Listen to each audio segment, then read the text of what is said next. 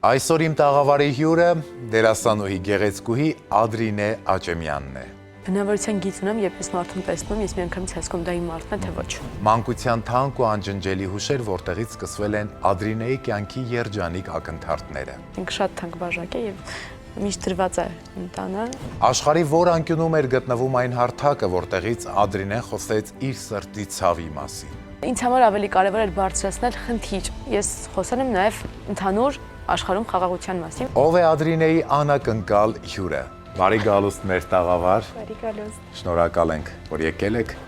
Ադրինեի կյանքի պատմության մեջ եւս բազմաթիվ են կյանքի խոստովանությունները։ Կյանքի արժեքները ես կարծում եմ հենց մեր մեջ են։ Ամեն մարդ ունի իր կյանքի արժեքը։ Բացահայտումներ այսօր եւս կլինեն։ Միշտ շնորհակալ եմ լինում մարդկանց,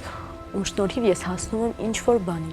ինչ-որ կետի։ Ով է Ադրինե Աճեմյանի գաղտնի նամակի հեղինակը, ինչ բովանդակություն ունի նամակը։ Եթե Աստված բոլորիս ներում է, մենք ով ենք, որ չներենք ինչ-որ մեկին, ես կարող եմ ներել։ Խոստովանություն, ուրբաթ օրը, 22:30-ին